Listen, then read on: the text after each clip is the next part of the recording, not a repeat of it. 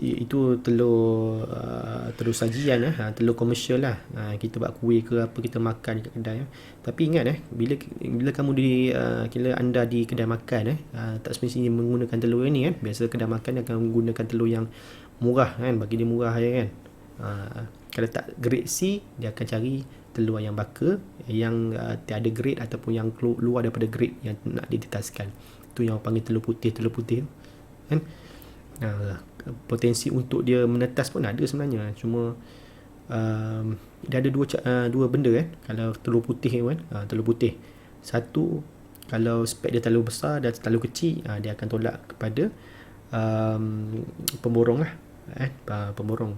Yang kedua pula, bila di hatchery tu, bila telur tu dah dieram selama seminggu kan, bila buat pendianan nampak kurang tak ada pembentukan kan, tak ada pembentukan, dan dalam anak tu dia akan jual juga, tolak, akan call pada pemborong untuk beli. Itu kita tengok kebanyakan telur putih ni tidak kualiti berbanding telur komersial ni.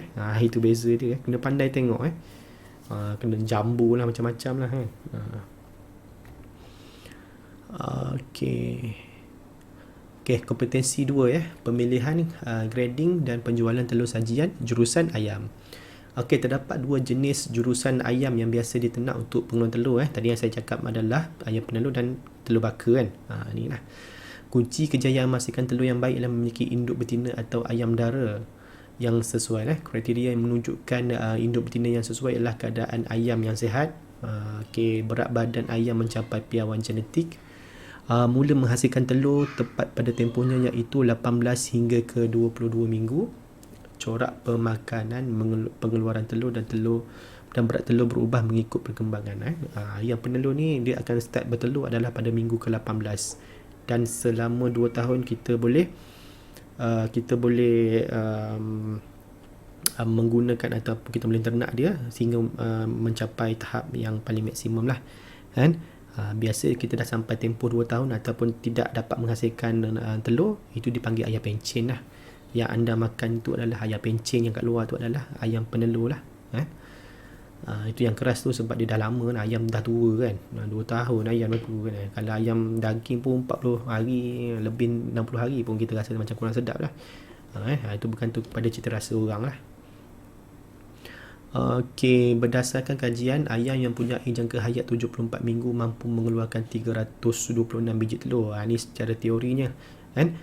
Bila saya survey daripada syarikat-syarikat pengeluaran telur ni, dia boleh menghasilkan 400 biji mengikut orang kata kebiasaannya. Telur yang sihat memang tu. Ini secara teori lah kan. Mungkin baka berbeza kan. Baka ayam penelur banyak kan. Jadi ciri-ciri ayam penelur yang baik ni boleh tengok ni lah. Kadar pengeluaran telur yang tinggi, mempunyai ketahanan terhadap penyakit, punggungnya lebar, kelokanya bujur, lembap dan licin, badannya kecil, ringan dan aktif, mempunyai banyak bulu yang bergeremang, mata ayam penelur adalah cerah, balung dan pial yang keras dan berwarna merah. Warna keloka, paruh dan kelompok mara adalah pucat. Ini contoh-contoh ayam penelur yang baik lah. Kita tengok dia monyok ke apa, itu memang biasanya. Ayam penelur ni satu je yang suka kacau dia adalah tikus. Tikus ni memang sebab telur kan, dia akan bau telur tu. Tu yang akan kalau dia tak kacau telur, dia akan kacau pada ayam tu tersebut kan.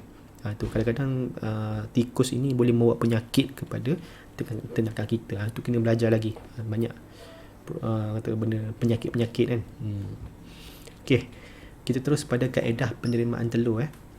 Mengurus penerimaan telur di bilik pengumpulan telur mestilah mengikut proses yang betul untuk menjamin kualiti telur supaya sentiasa segar dan terbaik. Kaedah menghasilkan telur sajian mengikut tarikh pengeluaran telur perlu dilakukan untuk memastikan proses terusnya berjalan lancar dan memudahkan pengurusan serta memastikan telur yang lama dihantar ke tempat jualan terlebih dahulu sebelum telur yang baru diterima dari ladang. Tengok pengeluaran, tengok tarikh tu kan. Kalau tarikh tu macam esok kita nak hantar, esok nak hantar, janganlah telur esok tu, kita habiskan yang kemarin dulu kan. Contohlah macam tu lah konsep dia. Okay, boleh tengok jadual jadual semasa penerimaan telur sajian dan reban, pastikan jumlah telur yang terima dan reban adalah sama dengan rekod pengeluaran telur lah. Okay, kita tengok jadual ni. Okay, kaedah penyusunan telur mesti menyusun telur mesin pergridan untuk kita geritkan telur lah. Kualiti telur ayam perlu diberi perhatian bagi mendapatkan harga jualan yang baik.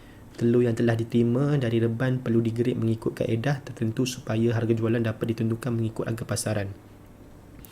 Tujuan penggridan telur dijalankan adalah menentukan berat dan saiz telur tersebut. Kemudian barulah telur tersebut dihasilkan mengikut grade dan harga ditetapkan mengikut grade.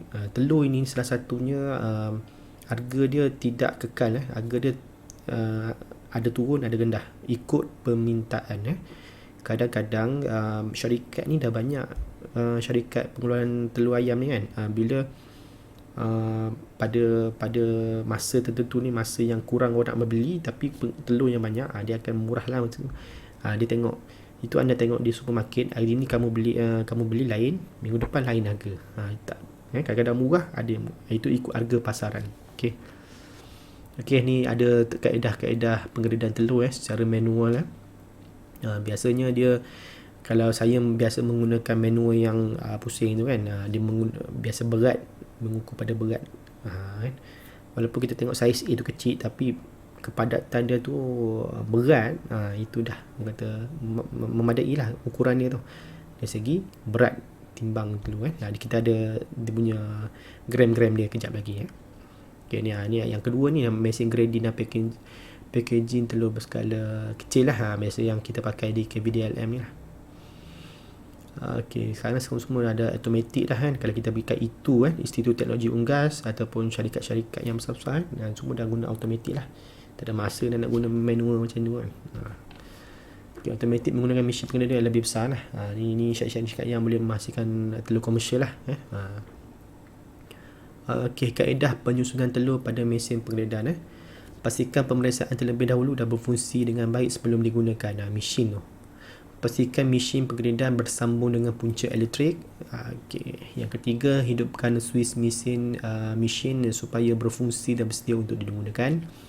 Apabila mesin berfungsi, telur yang diletakkan di atas mesin penggridan akan bergolek perlahan ke bahagian yang bertindak sebagai penimbang yang dikelaskan mengikut grade. Jika telur itu jatuh mengikut berat penimbang, ia akan terus bergolek ke ruangan yang dikelaskan mengikut grade ayam tersebut.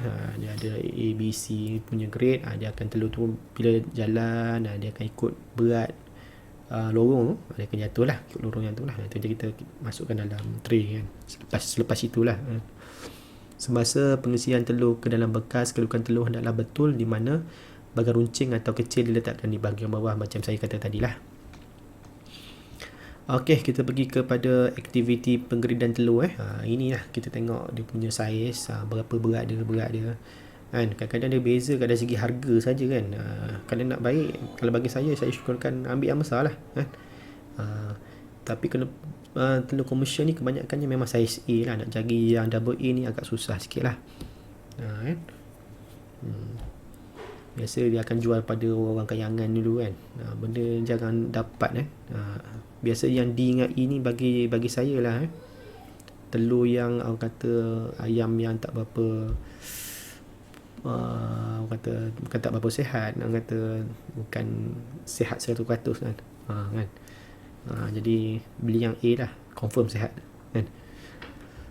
Okey, susunan mengikut grade di tray telur. Semasa penggridan telur dijalankan, telur telah diasingkan mengikut saiz dan berat, kemudian diletakkan dalam bekas telur mengikut grade. Okey, kedudukan telur yang disusun dalam tray adalah ni sama je kan. Ni sama yang dia punya, memastikan telur tu sentiasa dalam keadaan baik kan. Terdapat bermacam jenis bekas telur dipasarkan di sama je macam saya cerita tadi. Okey, kita terus kepada kaedah penyusunan telur mengikut grade di atas pallet. Okey, ini biasa ini secara manual lah kalau biasa yang syarikat yang bukan orang kata komersial secara besar-besar yang bukan lah kan, dia akan guna kan. Untuk orang kampung ni akan belilah. Bila telur yang segar kan, orang kampung ni akan beli je, tak ikut grade lah kan.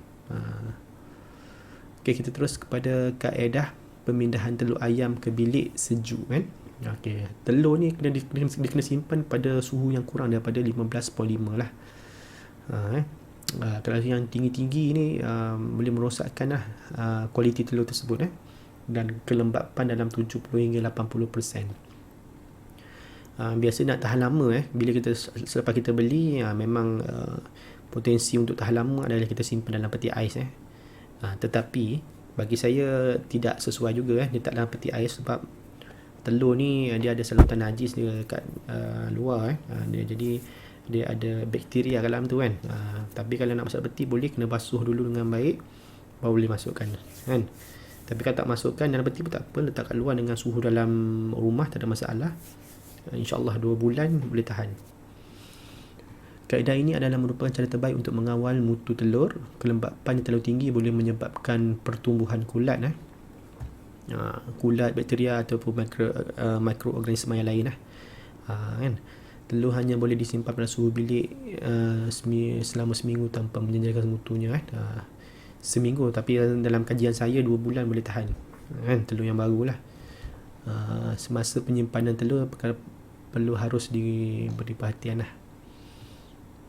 Okey, boleh tengok lah ni dia telur ni bila yang tak berapa baik ni, telur yang dah masuk angin ni telur tu bila kita nak goreng telur kan, kita nak goreng telur tu kuning telur tu pecah kan.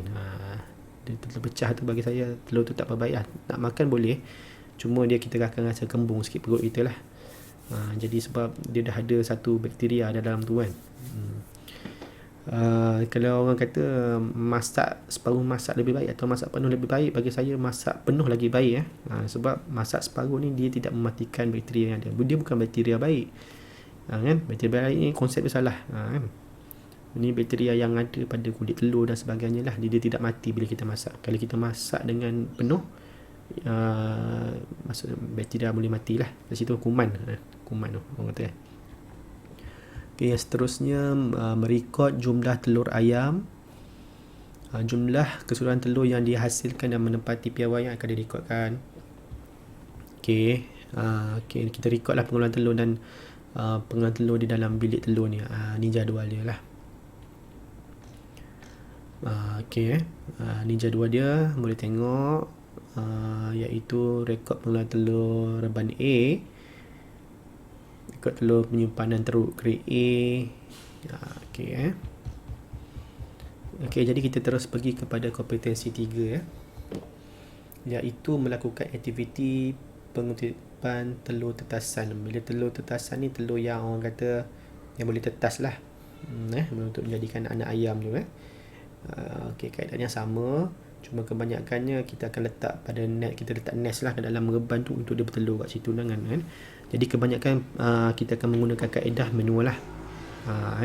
Boleh tengok kat sini, memastikan anak yang membuat kualiti dibekalkan. Biasanya dia akan record, bila ambil record dan pemilihan dia akan kemudian lah selepas itu sama ada mana yang sesuai untuk spek untuk telur tetasan tu yang tak tu yang saya cerita tadi tu, dia akan jual pada pemborong lah. Tapi telur dia bagi saya kurang kualiti berbanding telur komersial tadi lah. Salah satu lagi, masyarakat kita tu memang dah biasa dengan telur komersial kan. Bila nampak telur yang pelik sikit memang kurang lah sikit kan. Dia sama lebih kurang macam telur kampung lah kan. Kampung kecil kan, memakan kadang-kadang kurang ada yang tak makan kan. Tapi sebenarnya telur ayam kampung adalah telur yang terbaik sebab dia dipelihara secara fitrah bukan dedak semata-mata kan.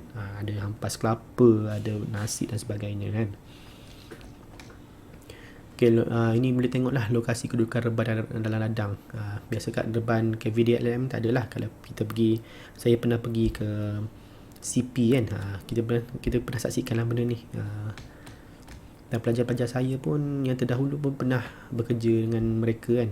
Dia ada cerita kan, ni cikgu macam ni, ada macam ni, macam-macam lah kan. Kedudukan telur ayam bakar ni dalam reban induk ni. Kaedah melakukan pengutipan telur, dia biasa dia akan guna tray lah memudahkan telur. Nanti dia akan cek balik kan. Dia tak ada automatic lah, manual je Okey, teruskan. Pastikan kedudukan telur yang sama juga, kekalkan kualiti sama kedudukan telur Okey, ni orang yang mengutip telur, boleh tengok lah. Ni nest dia tu. Kutip macam biasa lah. Kalau kita dah duduk kampung, kita dah biasa lah benda-benda macam ni biasa ayam baka ni kita kutip dalam 4 kali sehari juga sebab kita nak jaga kualiti telur tu, tak nak dibiarkan lama-lama. Kadang-kadang ayam ni duduk semua boleh pecah, jadi rugilah kita kat situ. Jadi 4 kali sehari lah kita kutip tu kena kutip secepat yang mungkin. Kaedah dia kutip telur di lantai dululah. Kalau jatuh kat lantai tu kutip dulu Okey, ini masa dia. Ini masa dia pungutan pertama pukul 8.30 pagi sampai pungutan keempat, iaitu pukul 3.30 petang kena kerap sikit lah ni. Okey, kebaikan mengutip telur dengan kerap ni, telur dapat disimpan dalam keadaan yang baik, telur tidak terdedah pada suhu yang tinggi, mengelakkan telur rosak atau pecah disebabkan dipijak oleh dan dipatuk ular, atau dipatuk oleh ayam tersebut lah. Telur tidak kotor. Ni reban dia ni. Pastikan kedudukan telur ni sama je ayat yang dipusing balik ni nest dia Okey, boleh tengok telur tetasan yang tidak menepati piawaian ni. Dia akan telur tetasan ni biasa dia saiz sama je yang kurang ke apa dia akan jual pada pemborong. Kadang-kadang orang yang bekerja dulu, dia dapat beli dulu tak pernah. Boleh je makan, jangan masalah Cuma saya pernah makan telur yang macam ni tapi bagi saya kurang lah sikit kualiti dia. Okey, ni sama dia akan takai jugalah, dia akan jual lah kat luar telur jambu, junior, retak dan kotor ni semua ni. Okey, ni keadaan telur tetasan yang disusun dalam tray yang memenuhi spek untuk tetasan kualiti tu Tetapi sekiranya tak ada pembentukan anak ayam di dalam telur tu, dalam masa seminggu dia akan jual juga dia tak akan letak, dia akan buang itu, dia akan jual orang berniaga, kita manalah tahu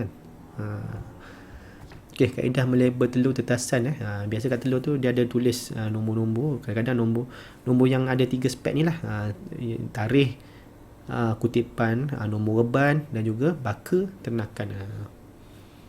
Telur baka ni dia banyak baka yang kita pakai untuk ternakan air daging. Okey, pindahkan telur ke pusat fumigasi ke bilik ataupun di kotak fumigasi. Biasa sebelum diletakkan dalam pengeraman tu, dia akan masukkan dalam bilik fumigasi dulu, iaitu nyakuman lah. Nyakuman ni maksudnya dia nak hilangkan bakteria-bakteria yang ada di telur itu dengan kaedah menggunakan 2 item ataupun 2 jenis bahan nyakuman iaitu kalium permanganate dan juga larutan formalin dengan nisbah 1 nisbah 2 dia agak berbau sikit bila letak telur je. Kita kat Reban pun sama juga, ada yang pensyarah ataupun peternak menggunakan kaedah ini juga dia banyak kaedah nyakuman ni, tapi untuk mendapatkan sekata matinya bakteria jahat ni yang dalam reban ataupun dalam bilik ni sekata lah. Jadi kita tutup selama berapa minit, betul-betul keluarkan balik lah, memang dia akan bau kuat lah. Ni contoh-contoh dia dan mengikut dos yang telah ditetapkan ada di botol tu secara peribadinya saya kurang gemar sikit menggunakan ni biasa saya menggunakan Dettol. Dettol pun antara satu bahan nyakuman yang terbaik juga tapi sebelum kita nak pastikan reban kita baik tak baik, itulah kita nak pastikan kuman apa yang kita nak bunuh kadang-kadang kita nak guna air paip pun sebenarnya kuman boleh mati juga sebab air paip ni mengandungi klorin klorin ni dia mematikan kuman tu. Ni kita nak pergi tapis air klorin kalau nak basuh reban, gunakan air yang berklorin yang lagi baik guna klorin dulu, lepas tu kita doublekan dengan bahan nyakuman yang lain Okay, ni contoh-contoh dia lah mesin ataupun kotak fumigasi untuk mematikan bakteria lah. Langkah orang kata patogenik lah. Nak guna bakteria ni ada dua juga, ada baik. Yang baik orang panggil probiotik, yang jahat ataupun kuman jahat yang membawa penyakit ni patogenik lah. Okay. Langkah melakukan fumigasi ni anda boleh tengok kat sini lah, masukkan tray sama je kan. Biarkan pintu tertutup selama 20 minit, tempoh dia 20 minit kan. Selepas 20 minit akan dibuka, akan terus akan pindahkan ke lori lah untuk menghantar ke pusat tetasan. Biasanya kotak fumigasi ni berada di tempat ni lah, ayam bakar lah, sebelum dihantar ke pusat pengeraman ataupun penetasan. Dia tempat yang berbeza, dia tak akan buat kat situ, dia akan buat kat tempat lain. Macam kita ni penghasilan telur buat ada kad pedas kan, CP pedas, bila nak mengeram tu ada di cengkau. Itu konsep je lah. Okey, ni kaedah keselamatan semasa pengendalian bahan kimia semasa melakukan fumigasi. Okey, boleh tengoklah sama je. Dia pakai PPE, pakai topeng muka, campuran kalium ni, proses dia tu kena hati-hati. Apa lagi? Macam saya cakap tadi pun samalah. Benda ni ada efek juga untuk manusia. Jadi kena hati-hatilah. Pastikan bekas fumigasi adalah dari bekas yang tidak mudah terbakar. Dia boleh terbakar kan. Okay, ni contoh rekod pengeluaran telur. Ni jadual dia, boleh tengok. Nanti kita isi secara amali lah kan. Benda-benda yang jadual ni kita akan ajar di dalam amali nanti, sebab kita tak boleh ajar secara teori macam ni kan. Tapi faham dulu baru kita boleh buat amali. Okey, ni kaedah pemindahan telur ayam ke kenderaan kan. Okay, kita menggunakan lori, van, kenderaan, kereta dan sebagainya lah. Biasa komersial yang besar, syarikat yang besar akan menggunakan lori lah. Kepentingan menggunakan pengantuk yang sama macam tadi juga, untuk cepat sampai, telur lebih segar, kerosakan, kurangkan kerosakan dan sebagainya. Kena lori, ni gambar-gambar dia lah. Anda boleh lihat kat situ ya. Okey, ni orang kata plan ataupun carta ahli menerima dokumen mengenal pasti telur poultry, memindahkan telur ke dalam kenderaan. Okey, kita terus kepada kaedah pemindahan telur ke pusat tetasan tempat jualan Okey, telur tetasan yang tiba di pusat penetasan atau tempat jualan akan diturunkan menggunakan sama juga macam tadi, jet hidrolik secara berhati-hati untuk kekalkan kualiti, dan kita nak komersialkan benda tu kan, duit kan. Okey, itu saja untuk kali ini yang saya terangkan tadi. Ini sebagai rujukan-rujukan yang kita telah gunakan untuk orang kata ilmu yang betul lah dalam proses pengendalian telur ayam ya. Jadi sekiranya anda ada pertanyaan tentang telur ayam ataupun berkenaan tajuk ini, boleh komen di channel ini ataupun boleh WhatsApp saya bila-bila sekiranya anda tidak faham, sebab saya agak berpengalaman sikit dalam telur telur komersial ya, sebab saya pernah lakukan dia secara besar sikit lah, skala besar. Okay? Jadi di sini saja untuk perbincangan kita kali ini. Jadi saya sudahi dengan wabillahi taufiq wa hidayah. Assalamualaikum warahmatullahi wabarakatuh.